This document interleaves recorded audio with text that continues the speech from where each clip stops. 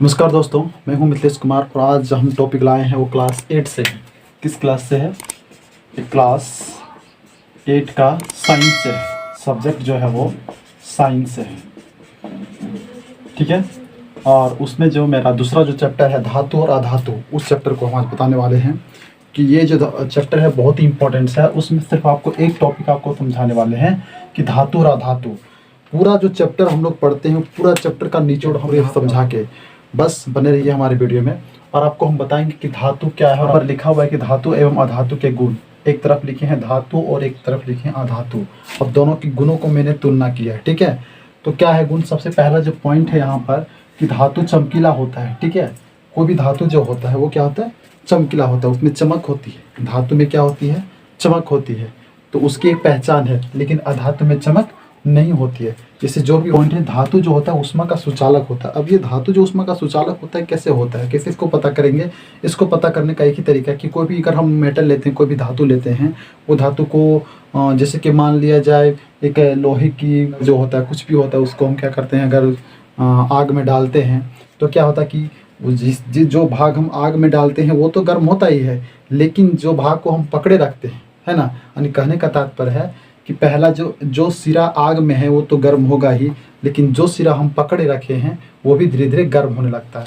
इसका मतलब ये होती है उसमें विद्युतीय धातु में जो होता है वो उष्मा का सुचालक। तो अगर इसका हमको प्रयोग करना है तो किसी भी छड़, लोहे की छड़ को हम अगर आग में डालते हैं तो वो लोहे की छड़ जो होती है, जहाँ तक उसका दूसरा सिरा है वो भी धीरे धीरे गर्म होने लगता है। तो इससे ये पता चलता है कि धातु में जो होता है वो उष्मा का सुचालक होता है, उष्मा को अवशोषित करता है, ठीक है। अब है कि तीसरा इसमें कि अधातु जो उष्मा का कुचालक होता है कैसे? मान लीजिए अधातु का उदाहरण क्या होगा? लकड़ी हो गया, प्लास्टिक हो गया, फाइबर हो गया, रबर हो गया। तो ये सब जो होता है, तो जैसे लकड़ी हो गई, लकड़ी को अगर हम आग में डालते हैं तो वो जलता तो है, लेकिन जिस भाग में जलता है वहीं उसका हीट रहता है, वो हीट को ट्रांसफ़र नहीं करता है दूसरे सिरा में। मैंने कहने का मतलब है कि जो उसका पहला सिरा है, पहला सिरा में वो जलता है, जल के राख होता है, लेकिन उसकी जो हीट है, उसका जो उष्मा है, हमको दूसरे सिरा में अनुभव नहीं होता है। इसलिए वो क्या है? अधातु उष्मा का कुचालक हम लोग मानते हैं, ठीक है। चौथा पॉइंट है कि धात्विक तन्य होती है। अब धात्विक तन्य कैसे होती है?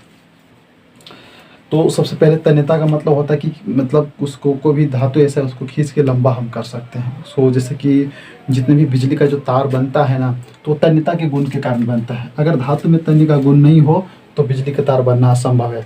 जैसे कि मान ले हो गया एल्युमिनियम का तार जो बनता है, तो उसको क्या कहता है? तन्यता के गुण के कारण उसे क्या किया जाता है? खींचकर लंबा किया जा सकता है, ठीक है, और तार बनाया जाता है। उसके बाद आपका हो गया तांबा का तार सबसे बेस्ट माना जाता है, ठीक है। तो उसमें तन्यता का गुण ज़्यादा होता है। तो लोहे में भी तन्यता का गुण पाया जाता है। सब में जितने धातुएं होते हैं प्रायः सभी में तन्यता का गुण पाया जाता है, ठीक है। लेकिन अधातु में क्या होता है? अधातु में तन्य का गुण होता नहीं है, ठीक है। जैसे कि मान लिया जाए कोई भी लकड़ी है, कोई भी प्लास्टिक है, इसमें तन्यता का गुण, लकड़ी हो गया, उसको खींच के हम लंबा कर नहीं सकते हैं, ठीक है। इसलिए वो अधातु में तन्य नहीं होते। पांचवा पॉइंट है कि धातु जो होता है विद्युत का सुचालक होता है, ठीक है। तो जितने भी मेटल्स होते हैं उसमें जैसे कि सबसे पहली बात ये बता दें कि जितने भी वायर जो आता है, मतलब बिजली के जो वायर आता है, वो किसके बने होते हैं? धातु के बने। क्यों बने होते हैं? क्योंकि वो विद्युत उसमें अच्छा प्रवाहित हो सके। सुचालक मतलब विद्युत सही ढंग से उसमें क्या कहते हैं? प्रवाहित हो सके, उसी को हम लोग कहते हैं सुचालक। और कुचालक हो गया तो आपका कि विद्युत का प्रवाह न हो पाना, ठीक है। इसमें क्या होता है कि धातु में विद्युत का प्रवाह बहुत ही सुगमता पूर्वक हो जाता है, इसलिए हम लोग यहाँ पे कहते हैं विद्युत का सुचालक इसको, धातु को। जबकि अधातु विद्युत का कुचालक इसलिए होता है क्योंकि जैसे कि मान लिया प्लास्टिक में हम विद्युत प्रवाहित करेंगे तो नहीं होगा, लकड़ी में करेंगे तो नहीं होगा।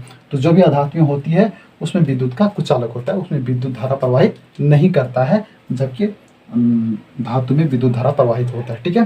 तो ये पॉइंट आपको समझ में आ गया होगा।